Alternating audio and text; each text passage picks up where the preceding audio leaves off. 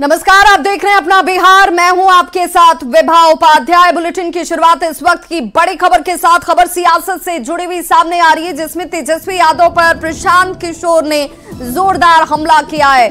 चटपट और झट वाले बयान पर पलटवार किया गया है प्रशांत किशोर की तरफ से। तेजस्वी ने सब कुछ झटपट ही पाया है, ये कहते हुए नजर आए प्रशांत किशोर। लालू के लड़के तेजस्वी झटपट कुर्सी पर बैठे, झटपट बिहार को सुधारने की बात कह रहे हैं। 15 साल आपके मां बाबूजी यहां पर सीएम थे, तब झटपट अपने बिहार को क्यों नहीं सुधार दिया? तो तेजस्वी यादव पर प्रशांत किशोर की तरफ से जोरदार हमला किया जाता है। कल तेजस्वी यादव ने चटपट और झटपट वाला बयान दिया था और उसके बाद अब बयानबाजी का दौर शुरू। लोग हैं आप जीवन में, जो विद्वान लोग हैं, जो अनुभवी लोग हैं, आपको बताएंगे कि जब भी आपको झटपट और शॉर्टकट करते हैं तो आप जीवन में कुछ नहीं पाते। लेकिन तेजस्वी यादव जैसे लीडर से इससे ज्यादा आप क्या अपेक्षा कर सकते हैं? उन्होंने भी जीवन में सब कुछ झटपट ही पाया है, समाज के लिए कुछ किया नहीं है, कुछ अपनी योग्यता नहीं दिखाई है। उन्होंने किसी क्षेत्र में अपना पराक्रम, अपना पुरुषार्थ, अपनी योग्यता नहीं दिखाई है। झटपट किसी के लड़के हैं तो कुर्सी पर बैठ गए और झटपट बिहार को सुधारने की बात कर रहे हैं, बिना झटपट बिहार को समझे हुए। उनसे कोई पूछने वाला नहीं है कि मेरे भाई 15 साल आपके माँ बाबूजी यहाँ पर मुख्यमंत्री थे, तब झटपट आपने बिहार को क्यों नहीं सुधार दिया? तो अभी तक इसको हम लोग कांग्रेस पार्टी को आगे बढ़ाने के लिए हम लोग सब एक जुट के काम कर रहे थे, लेकिन अभी उनको कोई इस सब चीज की चिंता है नहीं।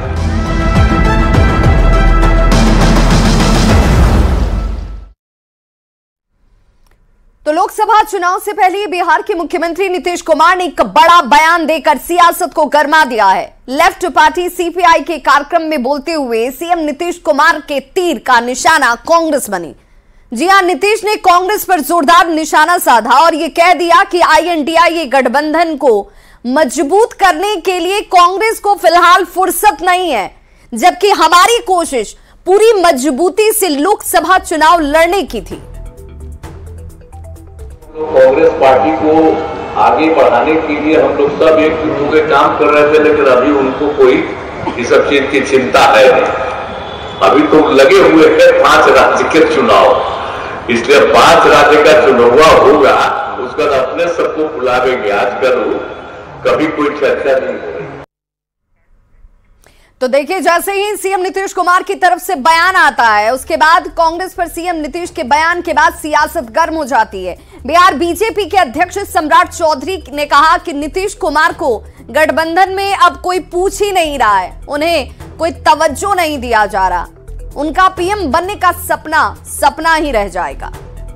लोग तो पहले दिन से कह रहे हैं कि नीतीश कुमार जी का सपना ही रह जाएगा। इंडी गठबंधन के लोग नीतीश कुमार जी को चिंते कहाँ है? कांग्रेस पार्टी अब तो उनके दिल की आवाज जो है मुंह से निकल रही है कि नीतीश जी स्वयं बोल रहे हैं कि कांग्रेस उनको पूछता ही नहीं है। तो बचता क्या है? ये गठबंधन स्वार्थियों का है, सभी स्वार्थी लोग मिले हैं। कोई ईडी से बचना चाहता है, कोई सीबीआई से बचना चाहता है, कोई घोटाला करके डकारना चाहता है। यही गठबंधन और कुछ नहीं है। और बड़ी खबर दिल्ली से आ रही है, जहां कांग्रेस पर सीएम नीतीश कुमार के तरफ से बयान दिया जाना और नीतीश के बयान पर मनोज झा ने अपनी प्रतिक्रिया दी है। दुख और चिंता में फर्क होता है भाई। नीतीश की INDIA अलायंस को लेकर चिंता है और ये चिंता के सबब के तौर पर सामने आई कि उन्होंने कहा कि अभी INDIA को लेकर कोई बातचीत नहीं हो रही है कांग्रेस की तरफ से। ये दुख नहीं है, ये चिंता है। INDIA को बेहतर करने की चिंता है, चिंता को दुख में तब्दील न किया जाए। चिंता और दुख दो अलग शब्द हैं। चिंता को दुख मत बनाइए। चिंता सबकी ये है ना कि जो विकल्प हम देश के सामने रखना चाहते हैं उसमें देर ना हो। उन्होंने दोनों चीजें कही। वो चुनाव में व्यस्त है कांग्रेस 5 राज्यों में, लेकिन उनकी जो वो चिंता है ना, वो इंडिया अलायंस को लेकर के उसकी बेहतर करने की चिंता है। उस चिंता को दुख में तब्दील ना किया जाए, इतना ही आग्रह करूंगा।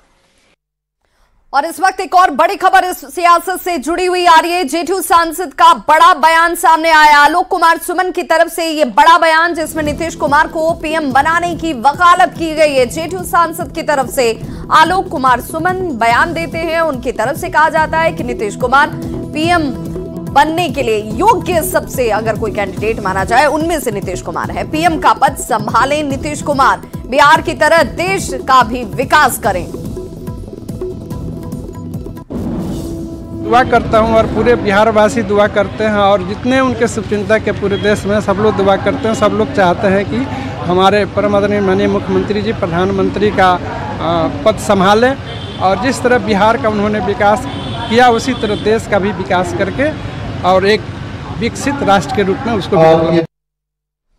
और बड़ी खबर शिक्षक बहाली फेज 2 से जुड़ी हुई, जिसमें 1,20,000 और शिक्षकों की बहाली की जाएगी। ये बड़ी खबर शिक्षक बहाली से जुड़ी हुई, जिसमें शिक्षक बहाली फेज 2 में सीटों की संख्या बढ़ेगी। सीएम नीतीश कुमार की घोषणा के बाद शिक्षा विभाग ने इसे लेकर प्रस्ताव भेज दिया है। 70,000 पहले से घोषित पद और अब शेष बचे हुए 50,000 रिक्तियां एक साथ क्लब की जाएंगी, एक साथ जोड़ी जाएंगी, और कुल 1,20,000 पदों के लिए विज्ञापन जारी किया जाएगा। यह भी बताया जा रहा है कि आज रात तक आयोग की तरफ से विज्ञापन जारी करने की तमाम तैयारियां पूरी की जा चुकी हैं। 6ठी से लेकर 8वीं कक्षा, 9वीं से लेकर 10वीं और वर्ग 11 से लेकर 12वीं के लिए ये विज्ञापन जारी होंगे। 2 महीने के भीतर दूसरे फेज की बहाली प्रक्रिया को भी पूर्ण करने का लक्ष्य निर्धारित किया गया है। आपको पहले से जानकारी है कि पहले फेज में 1,70,461 पदों के लिए बहाली निकाली गई थी, जिनमें 1,20,336 अभ्यर्थी सफल हुए। शेष बची हुई 50,000 सीटों को अब दूसरे फेज की बहाली के साथ जोड़ा गया है। आयोग और शिक्षा विभाग के बीच बैठक में यह महत्वपूर्ण फैसला हुआ और बिहार समेत देश भर के अभ्यर्थी एक बार फिर से आवेदन दे पाएंगे। आज विज्ञापन जारी होता है तो कल से आवेदन ये तमाम अभ्यर्थी जो हैं वो कर पाएंगे। तो शिक्षक बहाली से जुड़ी हुई एक और बड़ी खबर सूत्रों के हवाले से हालांकि आ रही है, जिसमें 10 से 15,000 और रिजल्ट सामने आएंगे, जिसमें कम नंबर से असफल हुए अभ्यर्थियों को दोबारा से मौका मिल सकता है। रिजल्ट जारी होने के बाद हजारों सीटें खाली रह गई हैं। बताया जा रहा है कि कई ऐसे अभ्यर्थी थे जिनकी तरफ से सर्टिफिकेट जब वेरीफाई किए गए तो सर्टिफिकेट में खामियां पाई गई। 1,20,336 का रिजल्ट जारी हुआ था और इनमें से 1 लाख शिक्षकों ने प्रोविजनल ज्वाइनिंग लेटर लिया है। करीब 10,000 फर्जी और अयोग्य अभ्यर्थी पाए गए हैं और अब इन्हीं 10,000 फर्जी और अयोग्य अभ्यर्थियों पर एक बार फिर से रिक्तियां जो हैं वो सामने हैं और उन रिक्तियों पर बहाली के लिए प्रायोरिटी जो प्राथमिकता है वो वैसे अभ्यर्थियों को दी जा रही है जिन्होंने कम नंबर से असफल जो हुए थे और उन अभ्यर्थियों को दोबारा से मौका दिया जाएगा। और करीब 10,000 अभ्यर्थी ज्वाइन नहीं कर पाए जो के सर्टिफिकेट में खामी पाई गई। अब विभाग 5 दिन ज्वाइनिंग को लेकर इंतजार करेगा। 5 दिन के बाद रिक्तियों की जानकारी आयोग की तरफ से एक बार फिर से दी जाएगी और रिक्तियों के आधार पर सप्लीमेंट्री रिजल्ट जारी होगा।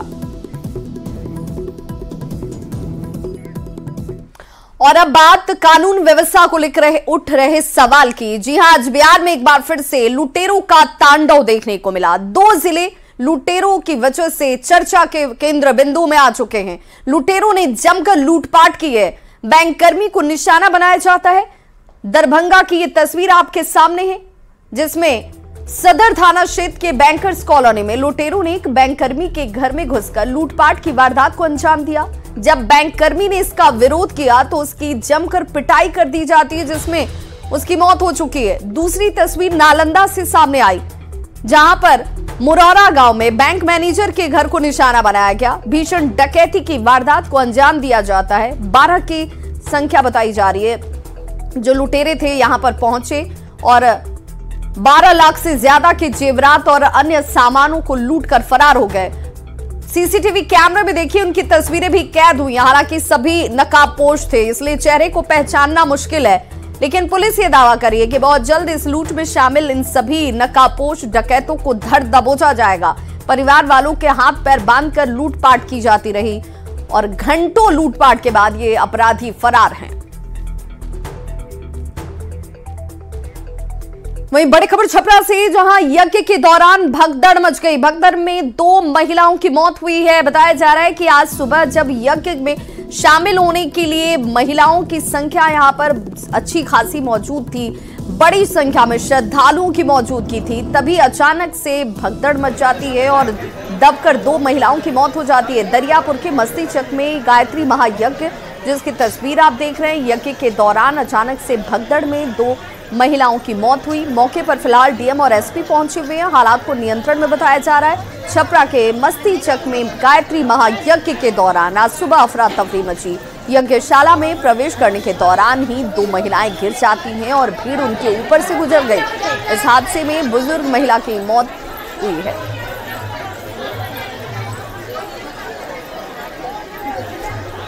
वहीं बड़ी खबर सहरसा से, जहां पारिवारिक विवाद में 4 लोगों की गोली मारी गई है और बताया जा रहा है कि गोली इन सभी को लगी। उसके बाद जो पारिवारिक विवाद में गोली मारने वाला शख्स है वो परिवार छोड़कर फरार बताया जा रहा है। वारदात नौहट्टा थाना क्षेत्र के काशिमपुर वार्ड संख्या 4 की है।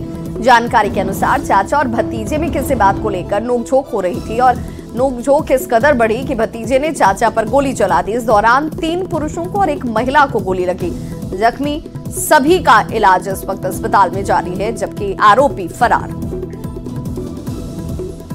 ये सभी घटना कुछ नहीं हुआ है। घटना जो है जबरदस्ती गोली कांड किया है। हम लोग आपस में बैठ के दरवाजा पे बातचीत कर रहे थे, उसी दरमियान जो है जबरदस्ती आया, मतलब शाम हो गया था, उतना में आया और हम 4-5 आदमी थे, इस सब पे गोली चलाना वो शुरू कर दिया। अनजाने में हम लोगों को कुछ पता नहीं था। जब तक हम लोग संभले तब तक वो मार के घर भाग गया। कितने लोगों को गोली मारी गई? 4 आदमी को गोली मारा है। वहीं बड़ी खबर बेगूसराय से आ रही है, जहां पर रफ्तार का कहर देखने को मिला है। टैंकर गाड़ी ने 2 युवकों को ही कुचल दिया। हादसे में एक युवक की मौत हो गई, जबकि दूसरा युवक गंभीर रूप से घायल बताया जा रहा है। मंझौल बाजार के पास की यह घटना है। रफ्तार के इस कहर ने 2 लोगों को सरेरा रौंद दिया, जिसमें एक व्यक्ति की घटनास्थल पर ही मौत हो गई, जबकि दूसरा गंभीर स्थिति में अस्पताल में इलाजरत है।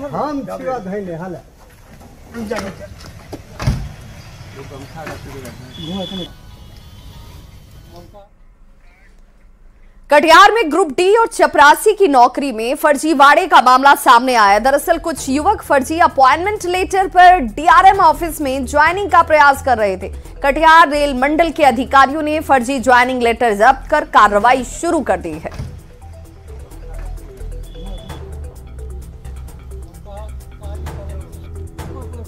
इस तरह का जो एक फर्जी अपॉइंटमेंट लेटर निकला है, उसमें कोई ऑथराइज्ड जो लोग हैं उनका सिग्नेचर नहीं है। यह एक फर्जी वारा है और जिन्होंने भी इसे किया है वो उनके विरुद्ध कार्रवाई की जा रही है। अगर आप रेलवे नौकरी के लिए प्रयासरत है या रेलवे नौकरी के लिए तैयारी कर रहे हैं तो ये खबर आपके लिए अति महत्वपूर्ण है। कटिहार रेल मंडल के डीआरएम कार्यालय से एक ऐसा मामला सामने आया है जिसमें कुछ अभ्यर्थी इस कार्यालय तक पहुंचकर जो अपना अपॉइंटमेंट पत्र दिखाते हुए नौकरी में बहाल करने के मांग कर रहे हैं, लेकिन जो प्रारंभिक जांच है उसमें पाया गया इस तरह का जो अपॉइंटमेंट लेटर है ये पूरी तरह से फर्जी है। इसके बाद कटिहार डीआरएम ने इस गंभीर मामले पर बयान जारी करते हुए कहा कि रेलवे ने जो अपना प्रक्रिया उसी के तहत नौकरी देती है, न कि इस तरह का कोई अपॉइंटमेंट लेटर के आधार पर नौकरी हो सकता है। कुल मिलाकर ये प्रारंभिक जांच में ये एक बड़ा फर्जीवाड़ा का मामला है और जो जांच का विषय है ये इसलिए भी महत्वपूर्ण है कि इसमें बैकडोर से कई अधिकारी और कर्मी की भी नाम आ रहा है। हालांकि डीआरएम पूरे मामले पर जांच की बात करें और जांच के बाद ही पूरा मामला साफ हो पाएगा। सुब्रत, न्यूज़ 18 कटिहार।